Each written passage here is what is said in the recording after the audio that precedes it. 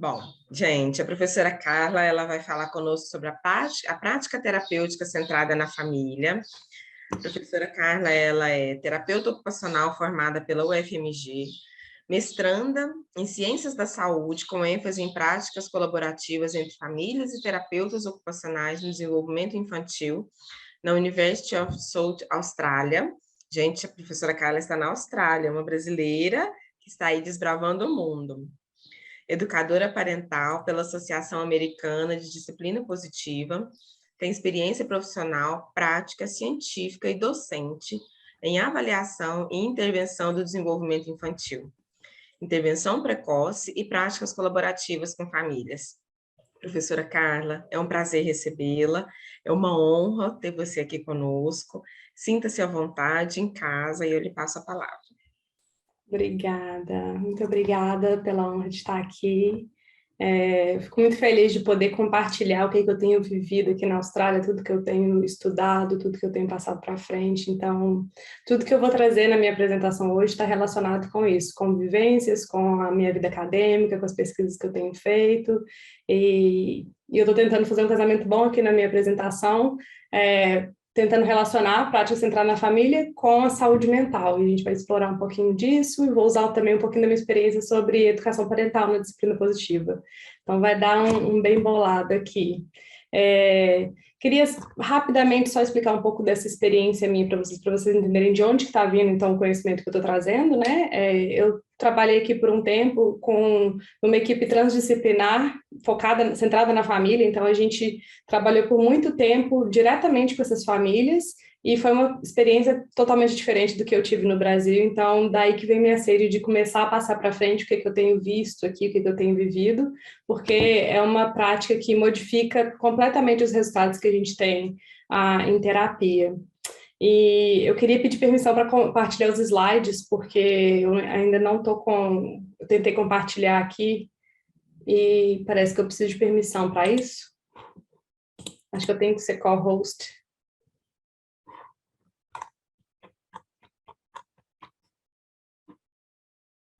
Prontinho, está liberado. Ótimo, obrigada. Agradeço. Qualquer dificuldade, passa para nós os slides, nós transmitimos para você, tá bom? Tá certo.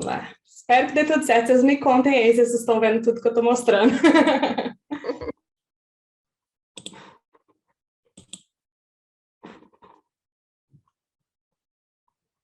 Espera aí, deixa eu compartilhar uma tela separada aqui.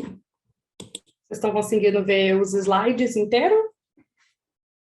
Beleza. Então é isso, gente. Uma honra estar aqui. Vou compartilhar muito dessa experiência prática e científica com vocês. No finalzinho, a gente vai ter um momento para tirar dúvidas, então, se tiver algo que não ficou claro para vocês, fiquem à vontade de perguntar. Hoje a gente vai falar, então, sobre a prática centrada na família, sobre parentalidade e saúde mental e como nós profissionais podemos ajudar as famílias nessa jornada, né? Para começar, então, vamos falar sobre a prática centrada na família, que é uma abordagem que está sendo utilizada no mundo inteiro, né? O que tem acontecido ultimamente nos Estados Unidos, essa prática começou nos meados dos anos 70, e ela foi expandindo para outros continentes, né? Então, agora ela já está sendo muito utilizada na América do Norte, é claro, né? Na Europa e na Oceania. No Brasil, eu estou vendo que está começando a ter um movimento em relação à prática centrada na família, mas eu acho que a gente ainda está bem no começo dessa prática, né? Nos Estados Unidos, essa prática ela é garantida por lei para as famílias. Então, o que acontece é que eles têm uma lei chamada IDEA, que ela garante que as famílias são parte do time de terapia e que elas podem tomar decisões, elas podem fazer parte de reuniões e elas podem participar das intervenções. E isso foi um direito conquistado pelas famílias. Teve um movimento muito grande lá nos Estados Unidos para que as famílias conseguissem esse direito de fazer parte, porque elas não se sentiam tão bem-vindas pelos profissionais, né, dentro da terapia. E isso tanto aconteceu também na área da educação e na área social. Ah, no Canadá, existe também as mesmas leis, né, os mesmos regulamentos, e existe também um manual, isso aí vocês podem acessar pelo site da CanChild, eles têm vários manuais separadinhos lá no site deles, explicando tanto para a família quanto para os profissionais o que deve ser feito para que a gente garanta a prática centrada na família, e para que os pais entendam quais que são os direitos deles, né? E tem a mesma coisa aqui também na Austrália. E, inclusive, esse aqui é só para os profissionais, né? E a primeira área de qualidade aqui para a intervenção infantil, e esse manual também existe para os profissionais da educação e da área social, eles têm muitas coisas similares, é que a primeira área de qualidade de intervenção aqui para que os profissionais exerçam as melhores práticas, e esses profissionais incluem psicólogo, TO, fono, musicoterapeuta, psicopedagogo, né? Todos os profissionais que estão em volta da criança, eles, para exercer as melhores práticas, de acordo com as evidências científicas, eles têm que fazer a prática centrada na família. Eles têm que adotar essa abordagem, né? Na Europa também tem acontecido esse movimento, né? Então, tem 26 países que eles já estão trabalhando nisso faz um tempinho. O último documento que eles liberaram, um pouco antigo, mas foi o que eu consegui ter acesso, né?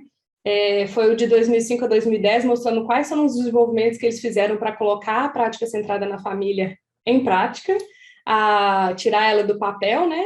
E nesse documento também contém várias diretivas para os profissionais do que eles têm que fazer para realmente colocar isso para funcionar com as famílias, né? Porque é uma prática que sai muito do tradicional que a gente aprende na faculdade, que a gente vê todo mundo fazendo na área de trabalho. E eu estou falando aqui o tempo todo de prática centrada na família, mas o que é, né, essa prática centrada na família? Eu pensei de trazer para vocês aqui a definição, eu faço isso em todas as minhas apresentações, eu sou muito repetitiva com isso, porque eu já vi vários dos meus alunos, tanto na faculdade quanto os alunos dos aperfeiçoamentos que eu ofereço, falando que todas as vezes que eles olham essa definição, eles percebem mais alguma coisa que eles não estão focando quando eles trabalham com a família.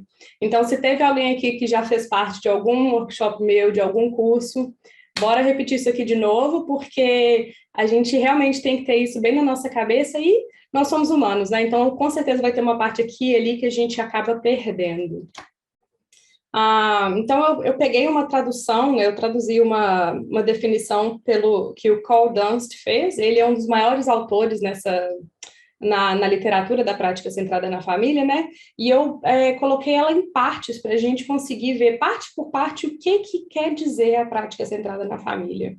Então, uma das primeiras sentenças da definição diz que a gente tem que reconhecer o conhecimento e a experiência de vida das famílias. A gente tem que respeitar as crenças deles, o modo que eles fazem as coisas, para que a gente trate eles com dignidade e respeito.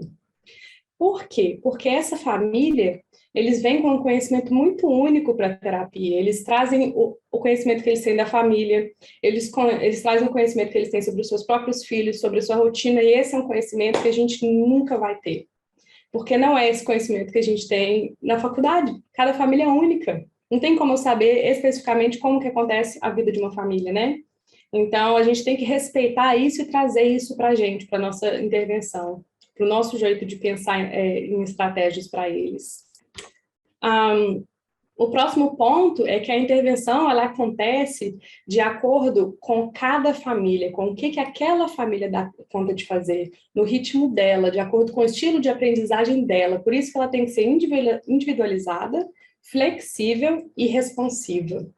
A ideia de ser individualizada, flexível e responsiva é que cada família vai vir de um jeito, eles vão ter estilos de aprendizados diferentes e formas diferentes de fazer as coisas no dia a dia. Então, de nada adianta eu vir com uma receitinha de bolo de algo que eles devem fazer em casa, se eu não entender como que isso funciona dentro da casa deles, né? Por isso que muitas vezes as nossas orientações não são ouvidas ou levadas para a prática, porque pode ser que o que a gente está falando não é relevante para essa família. E na hora de compartilhar informações, né, um pouquinho do que eu já falei nesse ponto anterior, a gente tem que incluir as famílias na tomada de decisão, porque é essa família que vai implementar essas mudanças na rotina, no dia a dia. A gente não mora com a criança, né? A gente não tem esse acesso à vida da criança com a família, na escola, né? Por mais que a gente pode ser que a gente visite eles aqui e ali, mas a gente não faz parte dessa rotina. Então, quem toma as decisões é a família, deve ser a família. E de nada adianta a gente ter um monte de solução maravilhosa para a vida dessa criança, se essas soluções não encaixam na vida dessa família, né? Então, a gente tem que ajudar as famílias a entenderem quais são as opções para eles, escolherem o que eles querem fazer e tomar decisões informadas. A decisão informada é aquela que eu percebo que a família realmente entendeu quais são as opções de coisas que eles podem fazer em casa e eles tomam essas decisões a partir do conhecimento que a gente ofereceu para eles. E o próximo ponto é o encorajamento para que a família escolha quais são os aspectos e as opções de intervenções que eles querem seguir. O que acontece aqui é que muitas vezes a gente chega para a família e fala assim, olha, eu vou fazer isso, isso e aquilo, com você ou com a sua criança, né? Só que muitas vezes a gente não oferece uma escolha. É claro que a gente vem com o nosso conhecimento científico, técnico, que eles não vão ter, mas a gente tem que aprender um pouquinho mais a compartilhar com eles as opções para que eles possam ver qual que é o rumo que eles querem tomar dentro dessa intervenção. E eu vou falar um pouquinho mais disso mais para frente, para ficar mais claro. Outra coisa que deve acontecer é a colaboração pai-profissional e parcerias como contexto de intervenção. O que isso quer dizer? Isso quer dizer que a gente vai estar sempre incentivando a família a fazer parte dessa intervenção. Muitas vezes pode ser que isso seja com eles participando da intervenção com a gente, ou com a gente tendo sessões separadas com eles, para que a gente discuta ideias e soluções e dificuldades que eles estão tendo para entender quais são as melhores formas de trabalhar junto, né? E eles vão estar sempre ali tendo essa parceria nossa como um contexto da nossa intervenção. Então, tudo é baseado nessa parceria, né? E o último ponto que eles falam muito, que é sobre a provisão e mobilização de recursos e apoios necessários para que as famílias cuidem e criem seus filhos de forma a produzir os resultados esperados. Aqui está muito relacionado a qual suporte social que a gente dá para essa família, se a gente está encaminhando eles para os profissionais que eles precisam, se esses pais, por exemplo, estão precisando de ir num grupo de outros pais para fazerem mais, para aumentar a rede de suporte deles. Enfim, o que a gente pode fazer para além da terapia, né? Essa abordagem ela é considerada padrão ouro na saúde, na educação e na área social, e de acordo com todas as leis, regulamentos e diretrizes que eu falei, eles falam que os profissionais eles devem adotar a prática centrada na família, independente de qual abordagem que vocês estão utilizando. Porque a prática centrada na família é uma mentalidade que você leva para a sua intervenção. Então, é como que eu vou conseguir realmente fazer uma parceria com a família ali para que tudo que eu faça, ela consiga aprender e aplicar em casa. Porque quando eu não estiver lá, é aí que a intervenção realmente acontece. Ela não pode só ficar ali dentro da parede do consultório, né? E uma das teorias que embasam a prática centrada na família é a teoria dos sistemas ecológicos de Bronfenbrenner. E o que isso aqui quer dizer? Parece um pouquinho assustador, mas vai fazer sentido. Essa base, ela quer dizer que em volta de todo ser humano, a gente tem vários sistemas, né? Então, você está vendo aqui, no caso da criança, tem a criança aqui no meio, e aí tem um microsistema em volta dela, com as pessoas mais próximas, tem um exossistema aqui, que tem o sistema econômico, as leis, as redes sociais, o trabalho do pai e da mãe, e o macrosistema aqui, que é maior, é a cultura do país, a economia do país, o que está acontecendo na justiça, coisas muito maiores, e o cronossistema é qual que é a fase que a gente está vivendo de vida, né? Nós, como profissionais da saúde, profissionais da área social, não sei se a gente tem profissional da educação aqui, mas também essa teoria toda se encaixa muito bem para todos esses profissionais, a gente foca muito mais no microsistema. E o que isso quer dizer? Quer dizer que a gente tem o poder de influenciar a família, a gente tem o poder de influenciar a escola, pode ser que a gente consiga influenciar outros profissionais, e todo esse microsistema aqui, ele influencia diretamente a criança. O que eu quero dizer com isso? A teoria de Bronfenbrenner quer dizer que não adianta você trabalhar só com a criança, porque ela não é um sistema isolado no mundo. Quando você trabalha só com a criança, você tem um impacto muito pequeno na vida dela. Pode ser que você está utilizando uma intervenção muito eficaz, mas ainda assim você não está usando uma intervenção que vai generalizar pela vida toda dessa criança. Então, ela está sendo eficaz dentro de 4 paredes. E pode ser que, dependendo da idade, dependendo da capacidade cognitiva, física dessa criança, ela não vai conseguir aprender sozinha fora de terapia. Isso quer dizer que muitas vezes a gente está colocando na criança a responsabilidade de generalizar suas habilidades que estão sendo construídas dentro de um consultório, por exemplo. Por que eu falo isso? Esse é o primeiro fato surpreendente que eu queria compartilhar aqui com vocês. Se eu disser que dentro do modelo tradicional de terapia, nós estamos atingindo apenas 1% de todas as oportunidades de aprendizagem da criança, vocês vão ver que eu uso isso em todas as minhas apresentações também, porque é algo que eu quero martelar na cabeça. Então, pode ser que se alguém que está aqui já viu outras apresentações minhas, isso aqui vai ser repetitivo, mas eu acho que isso é uma repetição necessária. O que acontece aqui olha direito para esse gráfico. Quando a gente vê a criança uma vez na semana, isso aqui é um ano inteiro, olha, todo o tempo que a criança tem um ano inteiro. Se a gente vê a criança 1 hora por semana, ou uma vez a cada 15 dias, o nosso impacto ele é por volta de 1% na vida dessa criança. O resto tudo aqui são oportunidades de aprendizado que a gente não está atingindo porque a gente está trabalhando sozinho com essa criança. A gente não está atingindo o microsistema dessa criança. E aí, o que são oportunidades de aprendizado, então? Oportunidades de aprendizado são todas as coisas que a gente faz no dia a dia. A criança aprende o tempo todo, gente. Qualquer interação, a criança, o cérebro dela está assim, com sede de aprendizado. Então, é brincando, é fazendo atividade de vida diária, qualquer coisa que a gente estiver fazendo com a criança, ela vai estar aprendendo. Então, a nossa intervenção, qualquer que seja a sua profissão, ela pode ser impactada dentro do lar dessa criança, dentro da escola dessa criança. Se essa criança só fica com a babá, trabalha com a babá. Se a criança só fica com a avó, trabalha com a avó. Sempre vai ter um adulto referência que vai poder aprender com você dentro da sua terapia, dentro da sua intervenção. E eu vou mais fundo agora, né? Em 1 ano pode parecer algo muito distante, então vamos pensar dentro de uma semana. Uma semana tem 168 horas, né? Só que a gente pode ser que a maioria das pessoas elas veem as crianças por 1 hora apenas, né?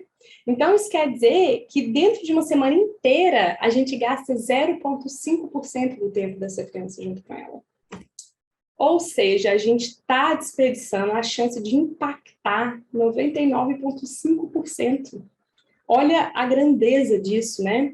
Todo o conhecimento que a gente está utilizando, tudo que a gente sabe, todas as melhores práticas que a gente utiliza, a gente está utilizando em 0,5%. De certa forma, a gente está, igual eu falei, depositando na criança a responsabilidade de generalizar as habilidades dela, né? Porque, a não ser que seja uma intervenção muito específica, que é só com a criança, só pode ser com a criança, e que ela com certeza vai conseguir generalizar isso, a gente está evitando, a gente não está nutrindo o ambiente dessa criança para que esse ambiente receba essa criança e trabalhe com essa pizza inteira aqui. A gente está só ali, ó, mordiscando pedacinho em pedacinho, fazendo uma terapia meio que conta-gotas, né? Então, assim, essa é a ideia da prática centrada na família. Não é uma abordagem que eu seleciono aqui, eu acho que vou utilizar a prática centrada na família hoje. Não, é uma coisa que a gente precisa adotar essa mentalidade e utilizar ela em tudo que a gente faz. Por isso que em vários países isso já está virando lei, já virou lei, e eu creio que no Brasil isso vai começar a acontecer. Aqui, por exemplo, na Austrália, os pais, eles já procuram as clínicas de acordo com isso, eles já perguntam, você é centrado na família? Porque se for, eles não querem. Então, assim, já está começando a virar um diferencial dos profissionais aqui, se eles são centrados ou não. E eu vou dizer, assim, que eu acho que uns 90%, talvez, dos profissionais aqui são centrados na família e o restante, eles ainda estão no caminho para ser centrado, né? Apesar de ser lei. Então, o que acontece? No modelo tradicional de terapia, a gente tem o terapeuta trabalhando diretamente com a criança, né?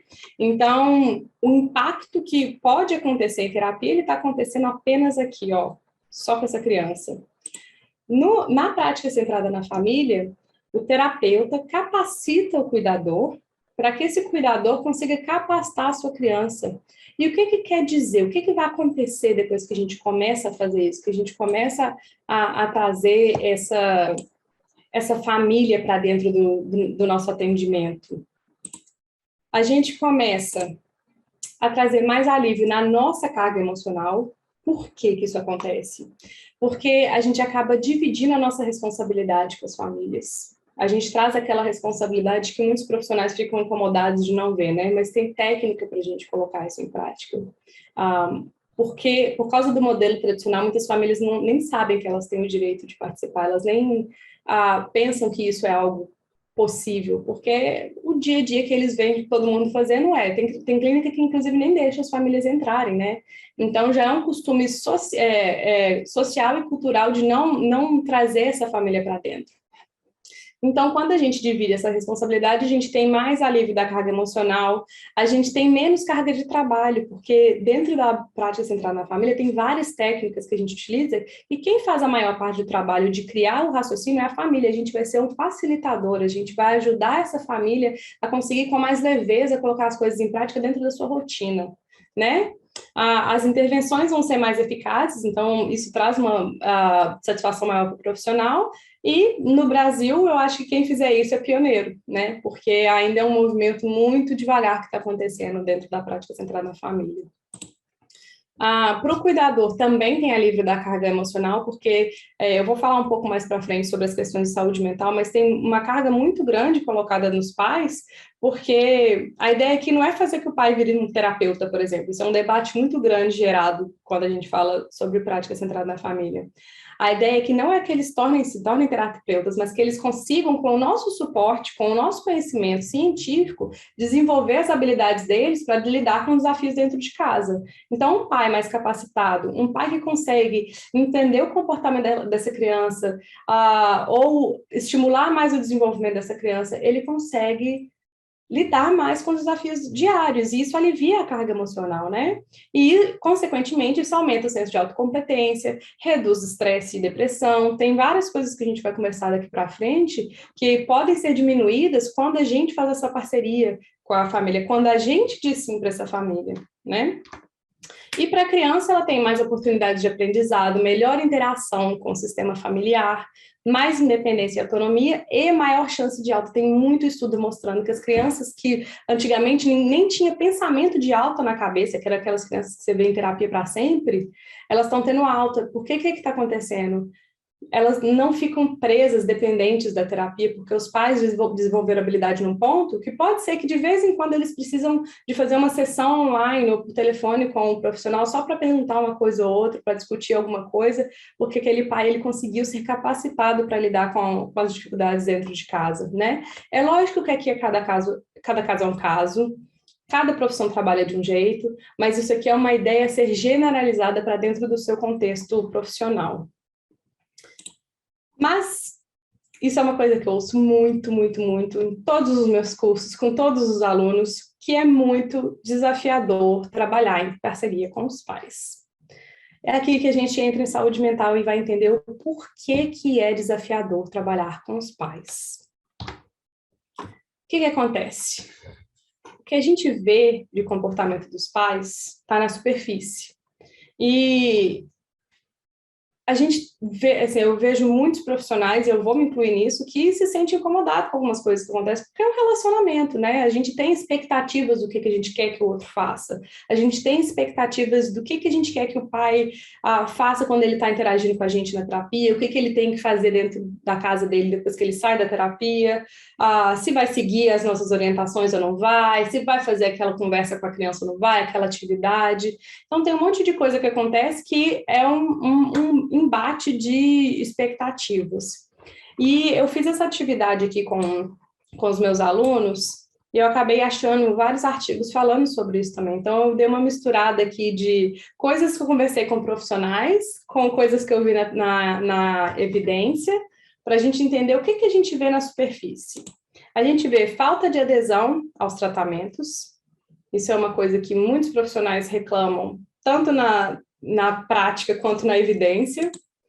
altas expectativas, e essas altas expectativas são expectativas altas para a criança, para o profissional e com eles mesmos. A comparação com outras crianças, então a dificuldade deles, às vezes, de aceitar a criança deles do jeito que ela é, né?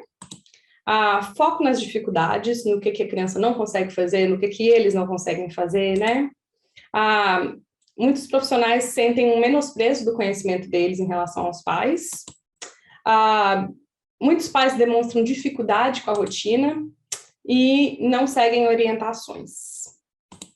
Só que por trás disso tudo, né, por baixo disso tudo que a gente vê, porque todo o comportamento é uma comunicação, né? Então a gente está vendo ali a pontinha do iceberg.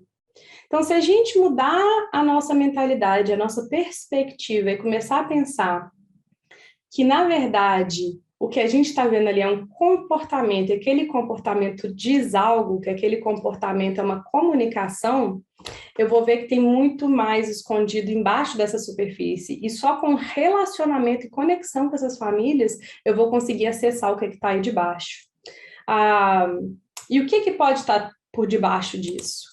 Pode ser negação da situação atual, do diagnóstico, pode ser trauma, experiência pessoal dessa família. Eles têm um histórico, eles não são só pais, eles são pessoas, né?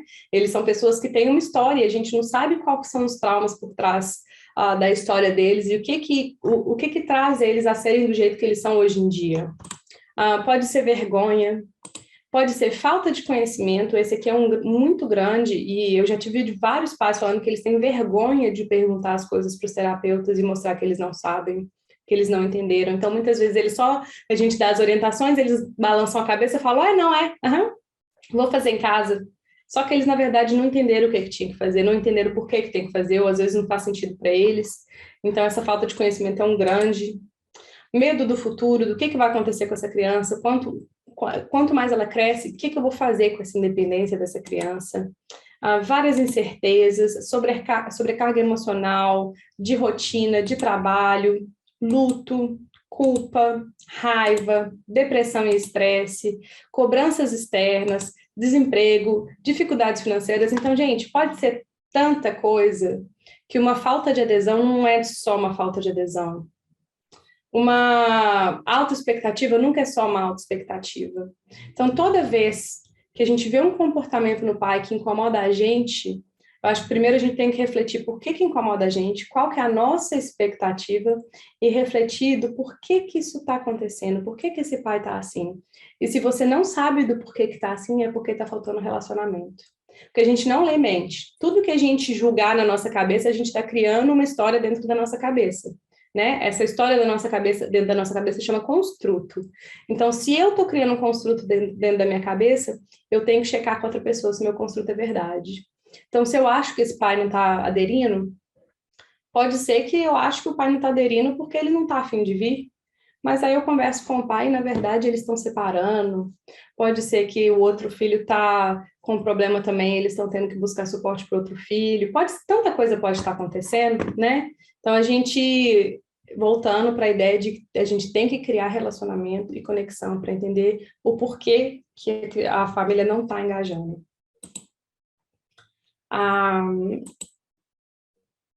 Então, entendendo esse iceberg todo, eu acho que a gente precisa falar um pouco mais sobre parentalidade e saúde mental. E isso aqui, gente, eu sei que tem muitas profissões que acham que isso não tem a ver com eles, mas isso aqui tem a ver com todas as profissões. É lógico que a psicologia tem um domínio muito maior de saúde mental, a gente não vai trabalhar com a saúde mental das famílias, mas a gente precisa de ter consciência dessas coisas para entender como que a saúde mental está afetando o desempenho dessa família, o engajamento dessa família, né? Eu acho que a TO e a psicologia trabalham um pouco mais aprofundado nisso, mas as outras profissões podem sim entender um pouco mais e navegar um pouco mais esse mundo, se vocês querem realmente atingir mais resultados e ter mais impacto com a intervenção. Então, vamos pensar primeiro na dinâmica familiar, né? O que tem acontecido na dinâmica familiar quando uma família se torna família? Tem vários estudos mostrando que o nascimento de uma criança, ele, apesar dele ser uma coisa muito feliz e muitas vezes ele é desejado, às vezes não, ele ainda assim é um fator de estresse, é um fator estressante para qualquer família, porque tem mudanças de papéis, de rotina, de responsabilidade. Então, muita coisa surge na vida dessa família, né, dessa nova família, que não era esperado, por mais que pode ser que tenha sido planejado. Então, para famílias típicas ou atípicas, ainda assim é um fator estressante, por mais que possa ter alegria por trás disso, por mais que tenha desejo por trás disso. Então se a gente pensa que uma família típica pode ter esse tipo de estresse, o que acontece com uma família atípica? A descoberta do diagnóstico ou de algum atraso no desenvolvimento ou da prematuridade, né, seja lá qual for a área que você trabalha, ela traz mais estresse e menos rotina. Tem muitos estudos mostrando que o estresse da família com crianças com deficiências é extremamente maior. Então, você pensa que uma família típica já tem tanto estresse acontecendo, imagina uma vida de uma família atípica. E é engraçado porque a gente imagina isso, né? Uma coisa que parece óbvia. Só que quando a gente está se relacionando com as famílias, a gente parece que esquece isso. E assim, eu falo muito, né? O nosso cérebro vai julgar. A gente cria julgamento porque o nosso cérebro foi feito para categorizar coisas. A gente só precisa estar consciente de quais são os julgamentos que o nosso cérebro está fazendo. Porque a gente tem que toda hora estar voltando para a consciência de que aquela família pode estar passando por muita coisa e eu tenho que me conectar com isso, né? E pensando nisso, a cronicidade das dificuldades, né, relacionadas às deficiências, aos atrasos, ela traz um impacto no relacionamento dessa criança com os pais, dos pais com eles mesmos, do pai consigo mesmo. Quando eu falo pai aqui, é pai, mãe, cuidador, só para generalizar. Então, tem muito impacto acontecendo aqui, né? E o que acontece? Isso traz mudanças muito profundas e únicas na experiência de cada família. Na experiência deles como família, na experiência deles individualmente. E a gente vai falar um pouquinho mais sobre isso nos próximos slides. Eu ouvi essa frase aqui, para mim ela foi muito impactante, me tocou profundamente. Eu já tinha ouvido ela de outras formas, mas no dia que eu ouvi ela de uma mãe, parece que ela me tocou de uma forma diferente. E essa mãe falou para mim, né, nasce uma mãe, nasce uma culpa.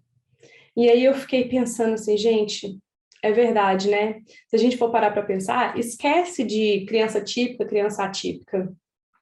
As mães, é lógico que pais podem ter algumas culpas, podem sentir algumas culpas, mas o que a gente vê na prática e o que a literatura mostra muito é que esse vínculo mãe e filho, ele é muito grande, né? E ele traz muita culpa. Então, essa culpa está ligada muito com a cultura da perfeição, de trazer a maternidade para aquela ideia de que tudo tem que estar sob controle. Então, a criança tem que estar bem comportada, a criança tem que estar desenvolvendo bem, tudo tem que estar dando certo, e tem a mãe tem muita sensação de que aquilo ali é responsabilidade dela, né? Tem um psicólogo americano, ele chama Sam Piggott, ele fez um estudo em 2002 que ele descobriu que quando a mãe dá à luz para uma criança com deficiência, existe lá no fundo uma certa culpa, um sentimento de responsabilidade por ter causado a deficiência. Ele fez um estudo muito profundo para entender o que acontece, e ele percebeu que, além da culpa natural da maternidade, a mãe de uma criança com deficiência, ela se sente de alguma forma responsável por aquela deficiência, porque está muito ligado com a cultura da perfeição. Se a criança dela não nasceu perfeito, pode ser que tenha alguma coisa relacionada com ela. Então, isso já é algo muito profundo, né? E nesse estudo do Piggott, ele foi coletando frases de algumas mães que ele entrevistou para a gente conseguir entender, né? E ele direcionou esse artigo dele para todos os profissionais da intervenção infantil, e começou a dar uns destaques em algumas falas de mães para a gente conseguir realmente se conectar com o que essas mães estão passando, né? Então, assim, para a gente entender o luto, a culpa, todas as emoções ligadas ao diagnóstico. E eu vou compartilhar com vocês duas falas que me impactaram muito quando eu li. Essa primeira é falando que o luto é um luto móvel, o luto do diagnóstico. Não é como um luto de morte. Às vezes, o luto do filho perfeito vem como uma onda. Não acontece o tempo todo, mas ele sempre volta. E leva coragem para tentar continuar a vida o mais normal possível, e toma tempo. Então, o que que a gente está vendo aqui? Que é aquela culpa que vai e volta o tempo todo. E eu queria fazer um link muito grande disso aqui com quando a gente conversa com os pais, por exemplo, a gente fala, dá uma orientação para eles, e aí eles vão para casa, não entender nada que a gente falou, ou a vida está caótica e o que a gente falou não cabe na rotina deles. E aí eles voltam na próxima sessão e a gente fala: e aí, como é que foi a atividade? Você fez? Como é que foi aquela conversa com seu filho? Você teve? Aí já vai outra culpa, aí já vai outro luto, aí já vai outra dificuldade que a gente despertou naquela família. Então, essa onda, ela acontece em várias coisas, e muitas vezes o nosso relacionamento, ou a nossa falta de relacionamento com eles, instiga essas coisas, essas emoções muito mais. E quanto mais a gente faz isso, mais a gente se distancia deles em relacionamento, e menos a gente faz a prática centrada na família, né? Um outro ponto, uma outra fala muito interessante, é essa mãe falando que a primeira reação dela foi um choque. Eu esqueci de colocar essa parte aqui. Ela falou que é um choque, é um adormecimento total. É isso que eu senti. Total adormecimento do não saber o que vai acontecer. Parece que você vai ter que lutar para sobreviver. E o que que acontece aqui? Muitas vezes, se a gente for pensar na reação de luta e fuga, né? A pessoa que está fugindo muito, ela não vai querer se envolver muito. Então, como que eu posso criar relacionamento com essa família para que ela não sinta que ela tenha que sobreviver comigo na terapia? Como que eu posso diminuir os desafios que eu mesmo estou colocando na vida dessa família para que eles se sintam capazes ao invés de incapazes comigo? Como é que eles vão se sentir capazes de colocar o que eu falo com eles em prática no dia a dia? E tem mais. O que acontece, então, é que essa experiência da parentalidade atípica, ela pode ser avassaladora para a família, né? E, assim, é lógico que tem famílias, cada família vai enfrentar de um jeito, né? O que eu estou passando aqui é um panorama do que pode acontecer. Vários estudos, eles investigaram os impactos do diagnóstico em pais. Em pais de crianças com TEA, com síndrome de Down, TDAH, com paralisia cerebral, com atrasos no desenvolvimento. E, em comparação a pais típicos, eles perceberam que existem muito mais preocupações com julgamentos, muito mais incerteza com o futuro, preocupações com vida e trabalho. Existe muito mais dificuldade com a rotina, poucas horas de sono, várias sessões médicas e terapêuticas para tentar encaixar dentro da vida. Às vezes tem mais de uma criança, às vezes tem mais crianças, às vezes tem muita coisa acontecendo e eles estão tentando ali encaixar tudo. E tem mais para casa, que às vezes os profissionais vão oferecendo várias orientações que os pais vão tendo que tentar entender como que eles vão colocar tudo isso junto, né? E tem dificuldade financeira muitas vezes, porque é dinheiro com transporte, com consulta, com equipamento, e isso a vida pessoal vai ficando para trás, tem menos autocuidado, relacionamentos mais afetados, né? Às vezes o relacionamento do casal, relacionamento social, e muitos sonhos interrompidos. Então, muita coisa pode estar acontecendo aí por trás dessa falta de engajamento, falta de atenção, falta de adesão. Então, a gente percebe que tem muitos estudos estão mostrando que existem vários sintomas e desafios diários relacionados ao desenvolvimento atípico, né? Que afeta profundamente a saúde mental dos pais. Então, é estresse excessivo, depressão, isolamento social, fadiga, problema com sono, falta de autocuidado, entre 20 milhões de outras coisas. E eu estou martelando nisso porque a gente realmente tem que pensar o tempo todo em o que está por trás daquele comportamento, como que eu consigo me conectar com essa pessoa.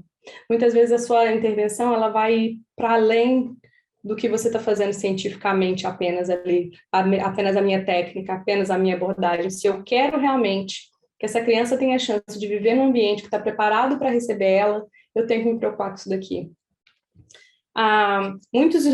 Eu li um estudo que ele falou que é como se fosse um ciclo, que o desenvolvimento da criança afeta a família, só que a família afeta a criança. Então, a gente fica nesse ciclo de, às vezes, por que minha intervenção não está dando certo? Porque a família não está conseguindo lidar com a criança e a criança está sendo afetada pela família. E se eu não trabalhar com isso, a gente vai ficar nesse ciclo. E aí eu vou tendo pequenos ganhos dentro do meu consultório e eu estou feliz com isso, está tranquilo. Não pode ser assim. Não é assim que deve ser, né? A gente não pode se contentar com pouco, sabendo que a gente pode oferecer mais. E Teve um estudo que mostrou que toda essa questão de saúde mental, ela afeta muito o estilo parental desses pais. E o estilo parental afeta muito o desenvolvimento da criança. Todo o desenvolvimento biopsicossocial dessa criança vai ser afetado por essa saúde mental. Então, vou trazer aqui para vocês um pouquinho da disciplina positiva, dar um toque de disciplina positiva aqui para vocês. O que acontece? Existem vários estilos parentais e cada estilo ele vai realmente afetar de forma diferente o desenvolvimento dessa criança. E o que eu tenho a ver com isso como profissional, né? E aí, eu não sou educador parental, o que eu faço com isso daí? Isso aqui, a ideia de você entender os estilos parentais vai te dar algumas ferramentas. Uma ferramenta, por exemplo, é você entender o porquê que aquele pai é daquela forma, por que aquelas atitudes estão sendo tomadas. Outra ideia aqui é entender que tem como fazer uma transição para um estilo um pouco mais saudável. Pode ser que, vamos dizer, você é um fisioterapeuta, o que eu tenho a ver com o estilo parental, né? Muitas vezes pode ser que você entendendo esse estilo parental, você pode saber que tem alguma coisa acontecendo por trás, porque ninguém quer ser autoritário demais, ninguém quer ser permissivo demais. Se a pessoa é assim, provavelmente a história dela fez ela assim. Então, como que eu posso me conectar para trazer um pouco mais de leveza e para que a minha intervenção não traga mais impacto para esse estilo parental? Então, eu vou explicar rapidinho aqui para vocês sobre esses estilos, né? Existem pais que são muito firmes ou alguns que são muito gentis. Então, tem vários tipos diferentes de estilo de parentalidade, né? Eu vou falar primeiro do autoritarismo. No autoritarismo, tem muito grito, bullying, punição, falta de confiança, tristeza, medo de errar, ressentimento, e isso aqui vai tanto para a criança, tanto para os pais, né? Então, a criança vai aprendendo com esse modelo. Então, um lar que ele tem muita firmeza e pouca gentileza, ele tem esse tipo de perfil aí. E aí, se a gente for para o quadrante de baixo, um lar que ele tem pouca gentileza e pouca firmeza é um lar que muitas vezes tem o estilo de negligência. Então, tem falta de envolvimento parental, pouco tempo junto, terceirização do cuidado. Então, muitas vezes a criança fica muito com a babá, muito com a avó, e mesmo nos momentos que a família não está trabalhando, né? As crianças ficam muito sozinhas, às vezes, elas fazem o que querem, e tanto os pais quanto a criança podem ter pouco controle dos impulsos. Por outro lado, o estilo parental de muita gentileza e pouca firmeza pode ter alta sensação de culpa dos pais, porque eles não conseguem falar ou não ali, né? A negociação excessiva, falta de rotina, falta de limite, manipulação e pouco exemplo de respeito, porque se eu não consigo dizer não, se eu deixo toda hora, por exemplo, a criança passar por cima dos meus limites e eu passo, às vezes, por cima dos limites dela, não tem esse exemplo de respeito, né? E o ideal seria gentil e firme ao mesmo tempo, que são expectativas claras, comunicação, assertividade, respeito, colaboração, encorajamento e aprendizado mútuo. O que acontece? Isso aqui seria o perfeito, né? Só que a gente não quer ficar na cultura do perfeito, isso aqui é um trabalho em construção. E depois que eu me tornei educadora parental, eu percebi que não é só de pai quando que a gente está falando quando a gente vê isso aqui. A gente está falando da gente também. O jeito que nós agimos com as crianças, com as famílias, o jeito que nós pensamos, o jeito que a gente age com a gente está muito relacionado, gente, com esses estilos aqui. Então, isso daqui não é só olhando para o pai e vendo ali uma terceira pessoa, pensando, como que ela é? Como que ela é? Ela é autoritária, ela é permissiva. Não, como que eu sou? Como que isso afeta o meu estilo terapêutico? Como isso afeta o jeito que eu vejo essa família, né? Então, tem várias coisas aqui a serem refletidas para a gente entender que todo mundo aqui vulnerável numa experiência humana, tentando dar o melhor que pode, mas muitas vezes não estamos conseguindo. E o que eu faço com isso, né? Como que eu me conecto com essas pessoas para trazer, talvez eu possa trazer na minha sessão expectativas mais claras, explicar melhor as coisas para a família. Começar eu dar um modelo de comunicação, de assertividade, de respeito, né? De colaboração, de encorajar essa família, ajudar ela a entender os pontos fortes dela, porque muitas vezes a família não consegue ver os seus pontos fortes ou o ponto forte da criança. E aprendizado mútuo. Então, se a gente for olhar isso aqui, olha, isso aqui é basicamente a definição de prática centrada na família. Então, esse é um modelo que a gente pode seguir por todos os lados, né? Então, assim, por que eu estou falando isso tudo até aqui? Eu creio que esse conhecimento, ele empodera a gente a entender muito melhor sobre a gente, sobre os pais e quebrar o ciclo da falta de entendimento e envolvimento dos pais. A consciência do que acontece por trás da parentalidade atípica, ela ajuda a gente a aumentar a nossa empatia, aumentar a nossa conexão e buscar diferentes formas de se conectar com os pais, né? E isso torna muito mais fácil a implementação da prática centrada na família e de qualquer outra coisa que você quiser implementar na sua intervenção. E como que a gente pode ajudar? Então, o que eu faço com esse conhecimento todo aqui, né? Com esse tanto de informação? Muitos estudos, eles têm mostrado que os pais, eles têm sede de conhecimento para entender como estimular as crianças em casa. E muitas vezes essa sede não é associada com os profissionais por causa da falta de relacionamento e de comunicação.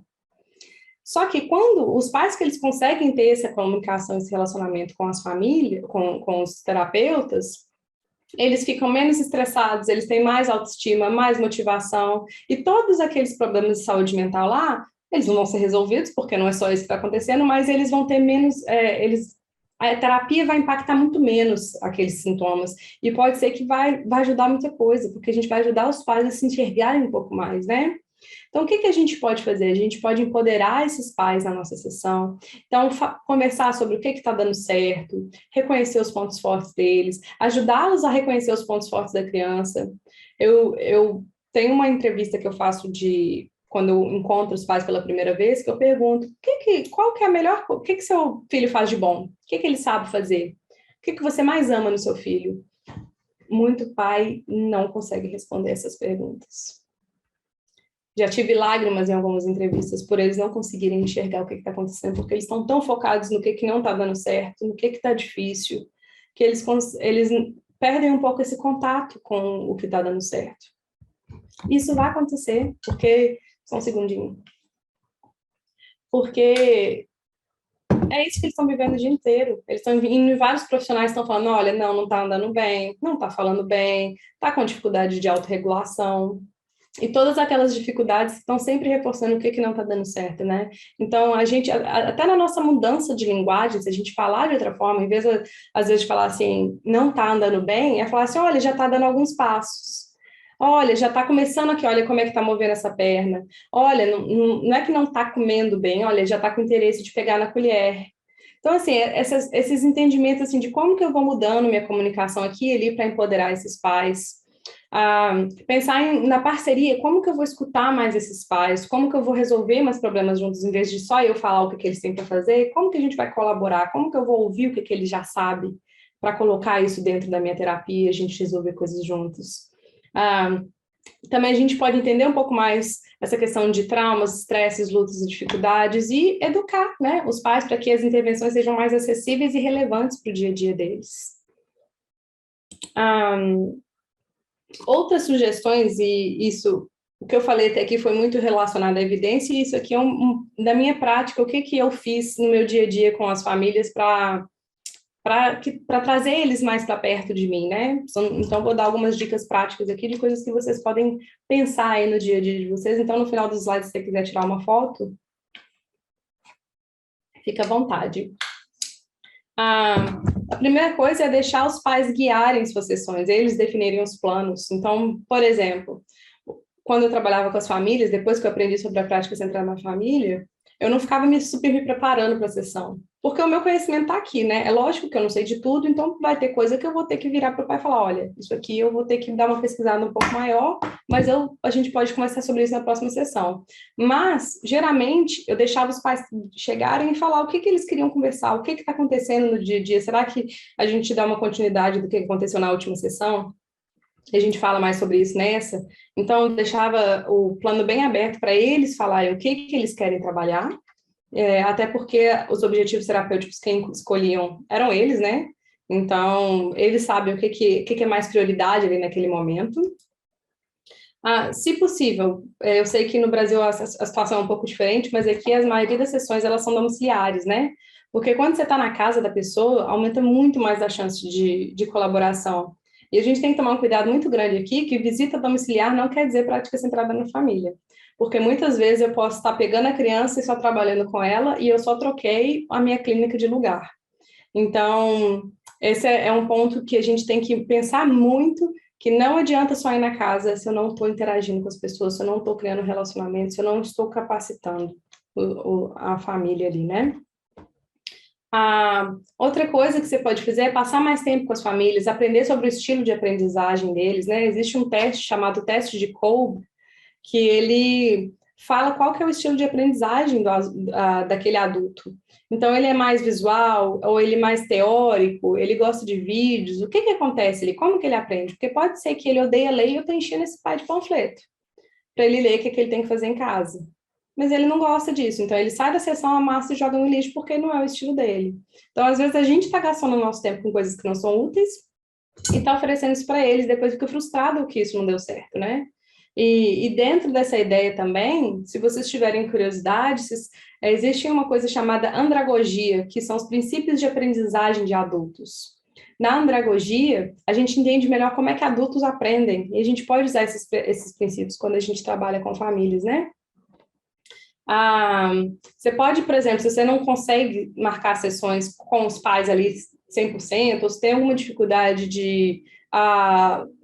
entre a criança e os pais, não sei como é que cada história é uma história, né?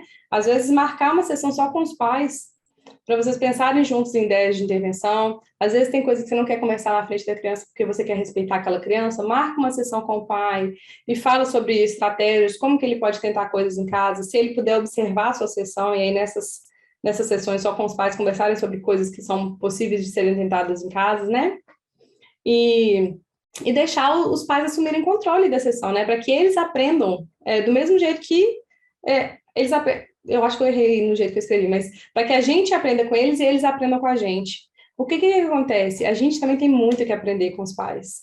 Quando eu aprendi que eu tenho que perguntar primeiro o que eles já tentaram, em vez de eu falar o que eu acho que eles têm que fazer, gente, mas eu fiz um livro de estratégias que eu nunca tinha imaginado. Porque os pais têm um conhecimento incrível. E, assim, a gente muitas vezes não para pensar nisso, que eles já sabem muita coisa, eles não são uma caixinha vazia vindo para cá conversar com a gente, né? Então, é realmente assim, a gente resolver abraçar esse ser humano com tudo que ele já sabe, com tudo que ele já tem e criar relacionamento com ele, né? E eu queria finalizar aqui com vocês essa apresentação com uma frase desse artigo do Piggott que realmente me pegou, que fala que pais precisam de suporte para alcançar sucesso com suas crianças. Os terapeutas que querem realmente beneficiar tanto a criança como pais precisam pensar em formas de oferecer uma terapia contextual e relevante para essa família. Muito obrigada, gente. Se vocês quiserem perguntar coisas, entrar em contato, esse é meu Instagram e esse é meu e-mail. Se vocês quiserem tirar uma foto, anotar aí. Eu compartilho muito sobre esse tópico no meu Instagram, ofereço cursos nisso também. Então, entrem em contato se vocês quiserem saber um pouquinho mais. E muito obrigada. Nós que agradecemos, Carla. Uau! Muito obrigada por compartilhar conosco todo o seu conhecimento. Essa prática centrada na família ainda é algo que nós precisamos aprender muito aqui no Brasil. Muito, muito. Mas eu fui anotando algumas coisas aqui para a gente ir conversando, né? E congressistas, fiquem à vontade. Levanta a mãozinha, vamos conversando. Pode fazer pergunta aí, gente. Coloca no chat. E te ouvindo, sabe, Carla, eu fiquei pensando o quanto esses pais, eles precisam estar num lugar de responsabilidade junto com o profissional, né? Porque às vezes essas famílias levam as crianças para terapia, pronto, agora está em terapia. Agora, o problema já não é mais meu. E, na verdade, continua sendo, né? Tira. A gente, quando trabalha dessa forma, com essa prática centrada na família, nós saímos desse modelo biomédico, né? A responsabilidade de saber está unicamente nas mãos dos profissionais. Então, isso impacta muito também no profissional, que às vezes aprendeu a trabalhar assim, né? Ele é tem o saber, ele que tem o domínio da técnica. A gente precisa descer um pouquinho do pedestal e trabalhar de igual para igual. Isso é um desafio também para o profissional, não é? Sim, você vê dessa forma também? Sim, com certeza. Eu acho que, sim, a gente aprende e a gente vê isso acontecendo na prática, né? Então, o que eu tenho visto com os profissionais que têm feito os cursos da prática centrada na família comigo, é que eles falam muito sobre como que é difícil fazer isso sozinho, às vezes, porque O que está acontecendo é que está todo mundo com o jalecão lá, com o poder na mão, e os pais não estão conseguindo acessar todo mundo, e se os pais não conseguem acessar os outros profissionais, tem essa dificuldade de você mesmo estabelecer esse relacionamento. Então, você tem que começar do zero, às vezes, com a família, explicar mesmo. Abrir o verbo e falar, olha, aprendi um jeito diferente, quero trabalhar diferente com você, né? Porque é isso que acontece. Eu tenho muito cuidado na hora que eu falo do modelo biomédico, quando é um público maior, porque quando a gente fala do modelo biomédico, não quer dizer que a medicina não é boa ou que o modelo biomédico não é bom, mas ele tem o lugar dele, né? Dentro das intervenções, dentro das terapias que não são medicina, das profissões que não são medicina, a ideia do biomédico ela tem que ser muito bem pensada, porque a gente tem que ser holístico. A gente não pode fragmentar o indivíduo, a gente não pode pensar em trabalhar com ele só ali dentro da clínica, né? Então, tem vários conceitos do biomédico que eles não se encaixam dentro dessa ideia da prática centrada na família. E, infelizmente, dentro desse o modelo realmente tradicional biomédico antigo, ele traz essa diferença de eu sei, eu contenho conhecimento e você vem aqui para eu resolver o seu problema. Então, você não sabe, você vem sem conhecimento nenhum, eu vou aqui, vou olhar o que está acontecendo e eu vou te falar o que fazer, e você tem que fazer. Se você não faz, eu fico chateado. Você é uma família não legal, você é uma família que não adere, que não participa, que não engaja. Então, assim, a gente tem que quebrar e questionar esses pensamentos, né? E, assim, eu tô falando isso, gente, eu já passei por isso, eu já estive nesse lugar, né? Então, é realmente uma quebra de paradigma, uma nova mentalidade que a gente tem que ter para realmente sair desse lugar e começar a passar para essa ideia mais colaborativa com as famílias, né? Que é um desafio e tanto, né? Sim, Necessário, sim. mas é um super desafio. Necessário. Mas, assim, é muito de... Como é uma mentalidade nova, é isso que vocês estão fazendo aqui agora, né? Se educando, eu buscando informação, realmente buscando... quem que a gente vai buscar como referência para ajudar a gente a entender como que eu posso me mudar? Porque a cultura biomédica, ela está por todos os lugares na nossa vida, né? Essa cultura, às vezes, de autoridade, de poder, é uma coisa muito comum, principalmente na nossa cultura. Então, essa mudança não é uma mudança simplesmente de abordagem, é uma mentalidade a ser mudada. Então, a gente tem que beber mais essa fonte, tem que se educar mais, tem que buscar formas de como que eu vou me educar e mudar minha mentalidade para eu conseguir fazer isso acontecer, porque só o conhecimento, só essa apresentação aqui, por exemplo, não vai salvar ninguém. Pode ser que despertou consciência.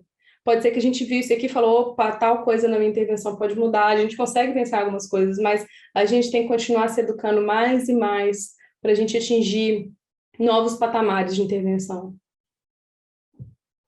Aqui, uma palestra como essa, né, é um clique. Falou, opa, tá na hora de Opa, mudar o um que eu posso pouquinho, fazer né? aqui, né? Uhum, Carla, nós temos muitas exatamente. perguntas aqui e temos o Jonathan que Uhum, gostaria de comentar. Jonathan, fique à vontade, a palavra é sua. Bom dia, Carla. Eu bom queria te dia. perguntar uma coisa que eu venho vendo ultimamente e com bastante frequência, mas só que é uma frequência muito mais na população dos Estados Unidos, norte-americana, de um aumento de um ensinamento de controle emocional, de conhecimento emocional com as crianças. Eu vejo isso muito no TikTok também, as mães Uhum, postando. Tem muito Instagram e TikTok de mãe que faz isso. E eu uhum, fico vendo que no Brasil eu raramente vejo da forma como tem lá. São crianças que já vêm mostrando um conhecimento emocional que eu queria ter. Que é uma coisa que ela se expressa de uma forma maravilhosa, ela fala dos sentimentos dela.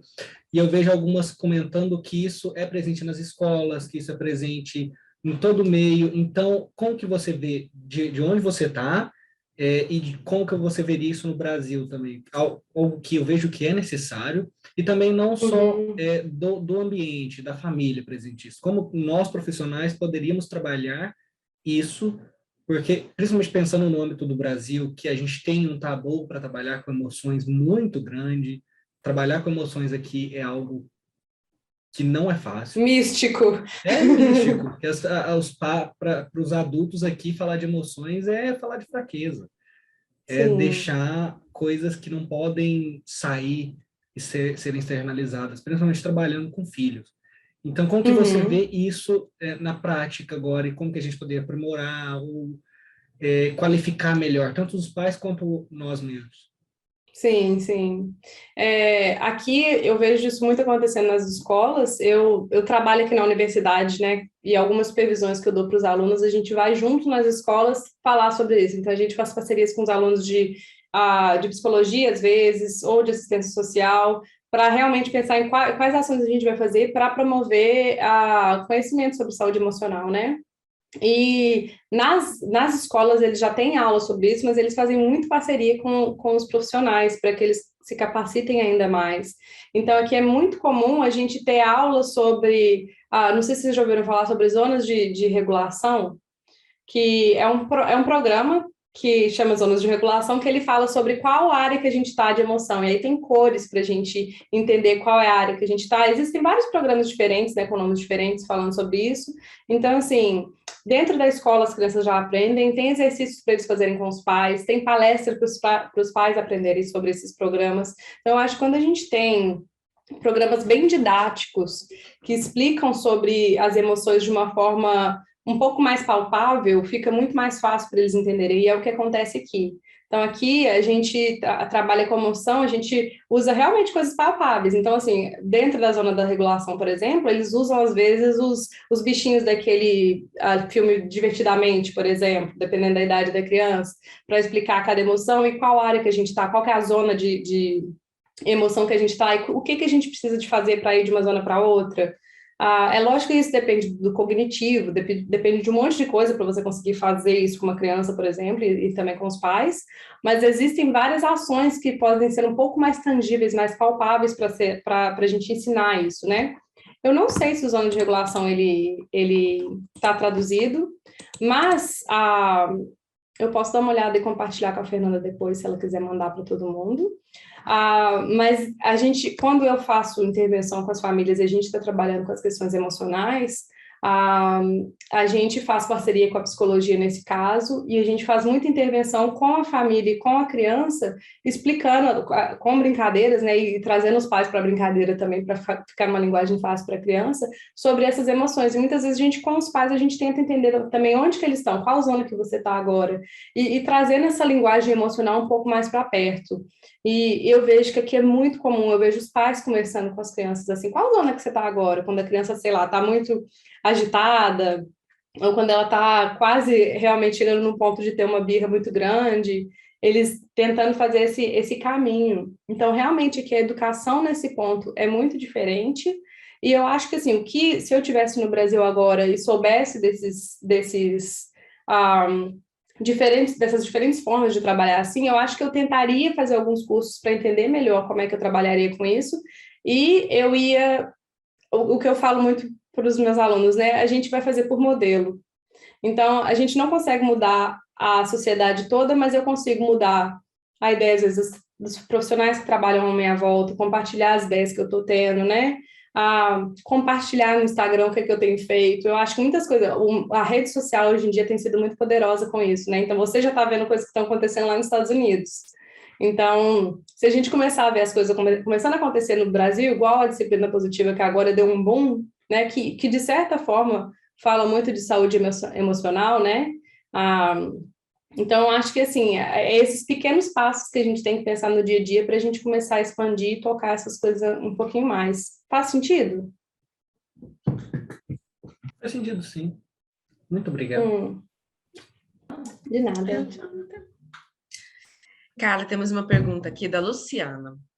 Excelente, primeiro ela fala, né? Essas abordagens podem ser utilizadas em várias áreas de atendimento. Com os responsáveis e familiares do CAPSI também? Você considera que é possível também? Sim, é possível também. É claro que cada área vai exigir formas diferentes de trabalhar com os pais, né? E eu entendo que, às vezes, a forma de atendimento do lugar dificulta um pouco como que você vai interagir com essa família. Então, assim, a ideia da prática centrada na família não é eu estar ali o tempo inteiro com a família dentro do meu atendimento. Dentro do que eu consigo ali com a família, como que eu posso colaborar com ela cada vez mais? E essa resposta não vem só de você, essa resposta vem com a família. Então, não é uma coisa que você responde sozinha. É realmente sentando nos momentos que você pode conversar com essa família e entender como que pode acontecer. É lógico que muitas vezes a gente vai ter que vir com as nossas hipóteses, né? Pode ser que eles não consigam ainda pensar como fazer isso porque é muito novo, mas é algo que é sim possível em vários atendimentos. Eu tenho uma amiga que ela trabalha no CAPSI, e o que ela faz muito é, nos momentos que ela tem a interação com as famílias, ela tenta conseguir alguns momentos só com a família para não estar falando as coisas na frente da criança. Não é muito fácil conseguir isso, mas às vezes ela consegue. E tentar falar de alguma coisa só, qualquer uma coisa que a gente pode conversar aqui, que a gente pode pensar em soluções no seu dia a dia. Como que a gente pode impactar a vida dessa criança nessa uma coisa que a gente vai conversar? E muitas vezes é a partir daí. E a minha sugestão é que, independente do cenário, a gente ouça mais e fale menos. Porque a gente não vai saber qual intervenção vai ser interessante para aquela família se a gente não ouvir sobre o contexto dela. Então, a gente tem que entender o que está acontecendo na vida dela e juntos a gente buscar uma solução que vai ser eficaz. Porque a gente sempre tem uma solução na ponta da língua para os outros, né? Muitas vezes, na verdade, a solução vai ser de só ouvir eles e deixar eles mesmos bolarem com a fala deles qual que é a solução que eles precisam para o problema que eles estão tendo. Faz sentido? Responde a pergunta. Muito, muito sentido. Aí ela comenta aqui abaixo, né, que as famílias de pessoas com transtornos mentais, elas têm muita dificuldade em participar das intervenções. Realmente, né, eu também atendi o CAPSI, realmente, elas têm dificuldade, mas é um trabalho que a gente precisa começar. Tudo bem? Exato. E eu queria, na verdade, perguntar se vocês conseguiriam pensar. Aí já vou tentar não dar a resposta. Vocês conseguem pensar algo que pode ser feito, uma coisa que pode ser feita com a família para mudar um pouco esse relacionamento?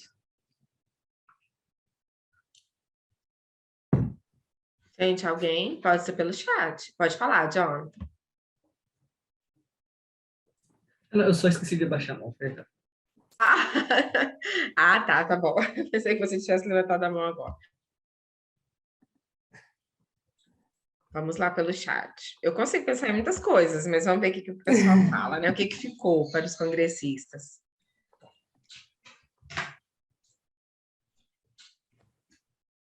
Ninguém, Calma, gente, um de cada vez. Respira. Tem 86 pessoas aqui. Eu tenho certeza que tem muita gente aqui com ideias na cabeça.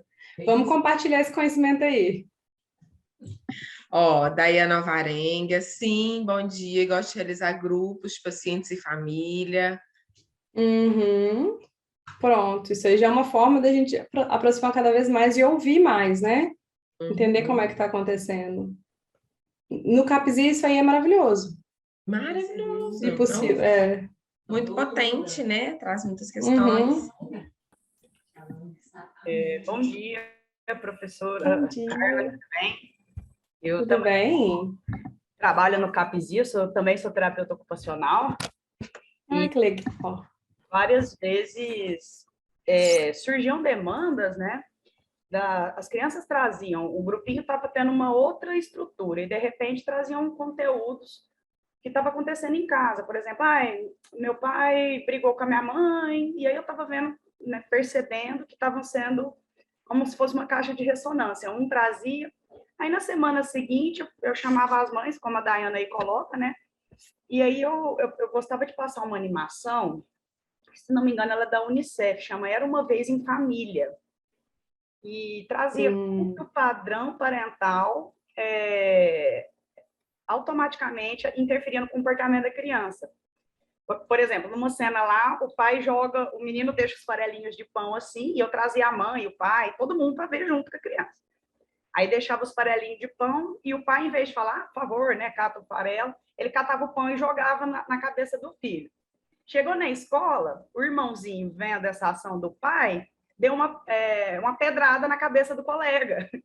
Aí ele para a diretoria, então traz todo esse conteúdo, né? O tanto que o exemplo, a família precisa ter, de fato, a percepção de que a criança ela vai ser uma esponja, então ela vai imitar comportamento. Então, aquilo que a gente, né, como adulto, passa para essa criança, a gente tem muita responsabilidade sobre, né? A maneira que eles absorvem os conteúdos. Então, eu trazia essas atividades, né, esse filminho, aí no final a gente discutia o que vocês acharam, como é que é lá dentro da casa de vocês. Perfeito. E aí saía um monte, tinha dia que o grupo tinha que acabar, porque não dava mais tempo. Maravilhoso! Isso aí dá papo para muita conversa, né? E eu fiquei feliz de ouvir você falando que aí você abriu espaço para discussão, porque o que acontece muitas vezes é que a gente passa a informação e beijo, gente, tchau. É isso aí. Só que é a discussão que gera. Por isso que eu quero ouvir de vocês. Porque é isso aí, você acabou de compartilhar algo que eu tenho certeza que vai inspirar outras pessoas, né? E que faz a gente refletir mais. Ó, isso aí você já conseguiu entender o que você está fazendo para colaborar com as famílias, o que mais que a gente pode ser feito, né? Então, isso aí já é uma ideia. E é isso, é de ideia em ideia, né? E tentar sair do que a gente faz todo dia. Porque provavelmente o que está acontecendo é o que a gente faz todo dia não é colaboração com as famílias. Porque não é fácil. O mais fácil é simplesmente eu trabalhar com a criança, que é o que eu sei fazer mesmo ali, rapidão, penso na intervenção. A criança provavelmente vai colaborar porque ela está num ambiente controlado, ela sabe que tem brinquedo, ela sabe que vai ser legal. Só que isso acontece em casa, aí que é o problema. E aí é a realidade. Será que eu estou realmente contribuindo para essa realidade, né? Então é isso, a gente tem que realmente buscar formas de atingir esses pais, né? Obrigada, Silvia. Eu que agradeço. Carla, a Graciele fala, gosto de realizar atendimentos na unidade, também visitas domiciliares para compreender o dia a dia da família. Perfeito. Muito bom. A Gabriela fala, há muita mudança na medicina. É lento o processo, é desafiador, é brigar com o modelo que sempre foi imposto, quase cultural. No entanto, com a medicina de família e comunidade, estamos alcançando. Sou médica de família e comunidade. Parabéns pela apresentação. A Marli, tem um antes aqui, a da Sofia. Carla, muito obrigada pela rica apresentação. Pensando nesse ponto que você trouxe de criar relacionamento e conexão para entender a experiência da família, eu fico pensando em como alinhar essa mentalidade para construir as intervenções com as famílias no serviço de atenção psicossocial. Você poderia comentar um pouco da PCF, Prática Centrada na Família, né, no Serviço de Saúde Mental do SUS? Eu acho que vai bem de encontro com o que a gente estava falando aqui do CAPESI, né? Que eu sei que cada formato é diferente, então é difícil a gente dar uma ideia aqui que dá para generalizar, mas a ideia é que pode ser que até em uma reunião com a família, não sei se com as famílias, né, do serviço, se tiver como organizar isso, pensar em formas que vocês consigam fazer grupos, ou se tem como, às vezes, intercalar em momentos que você está com a criança, se tem como você não estar com a criança, estar com a família, né? E, de novo, voltar para a ideia do um objetivo. Qual que é o um objetivo que eu posso trabalhar ali com essa família? Porque o que eu vou falar aqui é que no começo não é fácil. A família está acostumada com o biomédico também. E eu queria até fazer um comentário sobre a questão da medicina. Eu vejo muitos artigos. A pesquisa que eu estou fazendo agora, ela fala sobre TO, mas também fala de várias profissões, né? E a medicina está muito pioneira realmente na prática centrada na família. Então, quando eu falo do modelo biomédico, por isso que eu falo com cuidado, porque não é a medicina que não faz, né? Mas é um modelo tradicional antigo que todas as profissões da saúde nasceram dali, e inclusive a medicina. Então, realmente é bom ver profissionais já pensando, saindo dessa caixinha e pensando o que mais eu posso fazer para sair do modelo jaleco autoritário e vou para essa colaboração, e isso eu estou falando de todas as profissões, e é realmente um movimento que a gente tem que fazer do que mais eu posso fazer. Então, assim, cada profissão, cada serviço vai ter rotina diferente, jeitos diferentes, mas é dentro do meu serviço, qual que é a barreira que eu posso quebrar? Será que tem uma barreira que eu posso quebrar aqui, que eu posso atingir esse pai um pouquinho mais, eu posso ouvir ele um pouquinho mais? Será que tem, sei lá, se eu vou fazer um grupo, será que tem pais com objetivos iguais, que a gente pode fazer grupos de discussão por meia hora? Não sei, assim, é difícil de dar solução sem conhecer o serviço, né? Mas eu acho que é bem interessante, assim, sentar com eu não sei se a equipe também está aberta para isso, mas se não tiver, o que eu falo para os meus alunos é, gente, vai sozinho mesmo. Conta comigo, conversa comigo, lá no meu Instagram eu vou dando dicas, às vezes, pequenas que podem ser absorvidas, faço cursos sobre isso e ver o que dentro da sua prática, qual que é o 1% que você pode ir mudando, de um em um a gente vai crescendo. E quando os profissionais, o que eu tenho visto muito é, os profissionais observam outros profissionais, veem essa mudança acontecendo e aí eles querem para ele também, porque a gente vê resultado, gente. A maioria das pessoas que já estão aplicando o que eu ensino nos meus cursos, já estão falando que eles estão mudando, e eu estou tendo outras pessoas me procurando para fazer os cursos porque eles estão vendo as mudanças acontecendo. E sim, profissionais muito mais satisfeitos de verem que aquela adesão, aquela dificuldade com a adesão, a dificuldade de ver que o que eu estou fazendo não está só acontecendo aqui dentro da minha clínica ou dentro do meu serviço, aquilo está se expandindo e a gente vê mais resultado. Quem não quer isso, né? Quem não quer se sentir mais satisfeito com o serviço que está fazendo, ver que está dando certo, que está sendo eficaz, que está sendo generalizado, porque a gente não quer jogar a responsabilidade para a criança de se virar sozinho com aquele conhecimento que ela adquiriu com a gente, né? Então, é isso. Falei demais. É sempre muito bom te ouvir. Ó, temos mais uma pergunta. Carla, como fica a família não nuclear? As novas modalidades de família? Sim, sim. Gente, eu falo que se trabalha até com a babá. Se eu tiver a babá, trabalha só com a babá. Se tiver o pai, trabalha só com o pai. Se forem pais separados, por exemplo,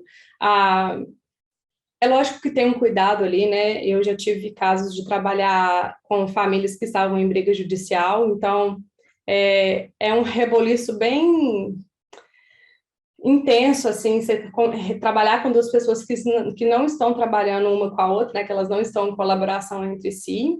Então, assim, vou dar um exemplo aqui de como que eu fazia. Os pais não conversavam, estavam numa batalha judicial muito grande. Muitas vezes eu percebi que eles queriam me colocar um pouquinho no meio, e eu tinha uma comunicação muito clara com eles, então, tudo que eu fazia, eu sempre definia o meu cenário com eles. Eu falava, olha, com você, pai, eu vou conversar sobre as coisas da sua rotina, quando ela vai te visitar na sua casa, como que a gente pode trabalhar. E com a mãe é a mesma coisa. Eu não converso sobre vocês dois, eu não converso sobre o que está acontecendo na casa do outro. Tem pais que separam mais amigavelmente, então fica mais fácil, né? Mas nesse tinha, inclusive, assim, eu tinha que tomar cuidado com as coisas com as informações que eu passava entre eles. Então, é sempre esse cuidado de focar no contexto. Qual que é o seu contexto? Como que é dentro da sua casa? Qual que, dentro da sua rotina? Como eu vou falar como teóloga, o que eu tenho mais na cabeça de exemplo, né? Banheiro, como que a gente vai trabalhar no banheiro? Como que a gente vai fazer o desfraude aí? Como que a gente vai trabalhar com a alimentação, com a escrita? Dentro da sua casa. Isso aqui é o que a gente tem feito, por exemplo. Como que isso funciona na sua casa? O que você acha que isso aqui pode ser feito? Vamos praticar junto nessa sessão? Ou você quer só me observar agora e depois você faz e a gente conversa depois para ver como é que foi? Faz sentido? Todo sentido, nossa. Todo sentido, né? Dar um norte para quem está iniciando, né, nessa prática, para quem está começando, começa a ampliar um pouco o olhar, né? Exatamente. A Marley gostaria de falar com você. Marley, fica à vontade, pode falar, a palavra é sua. Oi, bom dia. É a Marley. Eu tô com a câmera bem escura aqui, tá? Tá dando ótimo. Pode continuar. Mas não tem onde botar o computador em outro lugar e eu não quero fechar a janela também. Enfim, parabéns pela palestra. Eu não sou psicóloga nem terapeuta, não sou nada do que a maioria de vocês são. Eu sou apenas uma mãe que quer ter mais conhecimento para trazer para minha casa. E eu não tenho Ai, que delícia! Na palestra da professora Sandra, eu me vi muitas falas que ela disse, assim, que a maioria das pessoas na pandemia focou no lado ruim e tudo, assim, aí eu, graças a Deus, eu não pude nenhum parente de Covid, e para minha realidade, a pandemia foi boa, porque eu tive o privilégio de ficar em home office com os meus filhos, e a pandemia me trouxe muito conhecimento de educação infantil que eu não fazia ideia. E a minha sugestão para outras mães que estiverem aqui, até para você, Carla, não sei se você tem conhecimento ou não, durante a pandemia eu descobri os temperamentos, não sei se você já ouviu falar, colérico. E para mim, como mãe, e conversando, eu tenho amigas terapeutas, elas me falaram da importância do terapeuta, psicólogo, até médico, saber os temperamentos dos filhos, na forma de educar, na forma até de conduzir. E eu digo isso assim para a minha própria realidade dentro de casa, como foi importante saber o temperamento também do meu marido, para saber por que eu tenho 2 filhos, por que um filho age de um jeito, por que um filho age de outro. E a gente não precisou de terapia durante a pandemia, mas me fez me colocar como papel de adulta, de saber como conduzir cada filho, o que eu tenho que fazer, Uhum. o que eu tenho que fazer para o outro. E daí, conversando com essas amigas que são terapeutas, elas diziam assim que como é importante todo mundo ter esse conhecimento, sabe? Eu acho que se eu conseguir plantar uma sementinha no coração de alguém para ir em busca disso, para o desenvolvimento pessoal, eu comecei a buscar curso de desenvolvimento pessoal, desenvolvimento humano, e daí, assim, com 2 meses de pandemia, minha casa estava um caos. Home office, 2 filhos em casa pequenos, meu marido também. E daí, mas numa fala sua, eu me vi, eu tinha sede de conhecimento, assim, de buscar outras coisas, de tentar descobrir mais sobre educação infantil, de trazer alguma coisa boa para dentro de casa. E daí eu vi num papel, assim, eu escutei uma frase no início da pandemia que fez muito sentido para mim. Que nenhum sucesso profissional vale mais que o fracasso familiar. E daí, quando eu escutei isso, foi muito tocante assim, no meu coração. Caramba, é verdade. Meus filhos estão birrentos, estão chorando, eu não estou conseguindo administrar isso. Eu tenho, como adulta, tomar as rédeas disso. Então, eu tenho que tentar dar mais atenção para eles, tenho que tentar focar mais na minha família também, dar atenção para o marido. E assim, até coloco aqui para o pessoal pensar e até ouvir a sua opinião assim, sobre isso. Eu fui criada, antes da opinião, desculpa, a minha mãe, eu tive uma educação bastante conservadora, eu nunca apanhei dos meus pais, eu sempre tive uma educação que era rígida, mas com carinho. Então, ali quando você falou também do carinho e firmeza, eu fui criada desse jeito. A minha mãe, ela não trabalhava, ficava em casa comigo, e eu tive muitos privilégios assim, dessa educação. Mas eu fui criada para ser uma mulher que tivesse seu trabalho, fosse para o mercado de trabalho, fosse independente, construísse a sua família também, mas tivesse a sua renda, né? E eu trabalho hoje, eu tenho minha profissão, só que, assim, como reflexão, o quanto que a gente escuta, nós como mulheres, que a gente tem que ser para uma boa profissional, tem que ser uma boa, enfim, exercer a sua profissão bem, mas o quanto que a gente tem que se doar dentro de casa também, para ter essa visão de que nossos filhos também precisam da gente. Então, a gente tem que equilibrar bem essa balança. E daí, eu naquele iceberg que você colocou, eu vi o quanto daquele iceberg, às vezes, está até pela profissão da mulher. Então, assim, não querendo criticar, mas talvez alguém que é uma ótima diretora na sua empresa, pode ser que não seja uma boa mãe em casa. E isso a gente tem que ter a consciência de tomar para a gente como adultas, porque eu não sou diretora, eu sou uma funcionária pública, mas, assim, como eu me vi nessa fala também, sabe, do seu iceberg ali, de tanto caos que estava acontecendo na minha casa, eu trouxe para a realidade o que eu poderia melhorar dentro de casa. E daí, nessa parte, a pandemia foi boa, assim, que eu descobri muitos assuntos, temperamentos, descobri educação de virtudes, eu já tinha conhecimento da disciplina positiva, daí eu descobri até, Carla, assim, eu não sei explanar isso, mas eu descobri que a disciplina positiva tem erros antropológicos. Daí até a palestra que eu escutei, daí eu fui um pouco mais a fundo, dizia que a disciplina positiva é 90% boa, tem muitas coisas boas, eu gosto também, mas tem alguns pontos que a gente tem que tomar cuidado. Daí, assim, de modo geral, a maioria das coisas tem um ponto ruim e ponto bom, né? A gente tem que saber discernir isso. Então, do quanto que a gente tem que se colocar como uma profissional de verdade, né? De fazer o nosso papel lá fora, mas também o nosso papel de mãe, que é dentro de casa, para nos doarmos para os nossos filhos. Marli, mas que importante, sabe, para nós aqui, ouvir o depoimento de uma familiar, né? Estamos aqui em um Congresso Internacional de Saúde Mental da Família, estamos ouvindo as dores, as dúvidas, as dificuldades, né? E a potencialidade também de uma família. Carla, vamos lá, a palavra é sua. Não, achei... Obrigada, Marley. Eu amei que tem mães aqui. Eu acho que é isso, sabe? Olha, que espaço perfeito de dar a voz para uma mãe entender, porque se você fosse minha cliente, o importante seria te ouvir. Tanto faz o resto, tanto faz as minhas técnicas, tanto faz o meu conhecimento, porque se eu não entendo o que você entendeu disso tudo, como que isso te impactou, tanto faz. O que você fala é verdade, tudo tem lado bom e ruim. Inclusive a pandemia, lógico que ela não tem um lado bom no sentido da pandemia em si, mas nós somos seres humanos que conseguimos desenvolver a partir de situações adversas, né? Então, como que a gente se desenvolveu a partir disso aí? Aconteceu muita coisa, né? E a disciplina positiva realmente tem vários lados, tudo tem vários lados. Eu acho que a gente, de acordo com a nossa filosofia, de acordo com o que a gente acredita, a gente vai absorvendo coisas aqui e ali, e é isso, sabe? A gente tem vários papéis, então pode ser que a gente se desempenhe muito bem em um papel e não se desempenham muito bem no outro por causa dessa questão do iceberg, o que está por trás, né? E eu queria te falar que eu estou muito feliz que você falou e que você está aqui, porque eu estou fazendo um projeto com mães agora. Que a gente tá querendo ouvir agora as mães e trazer elas para esse projeto para fazer essa educação de como que as mães, os pais podem se posicionar também para buscar o seu direito, porque é direito dos pais de estarem ali no serviço, né?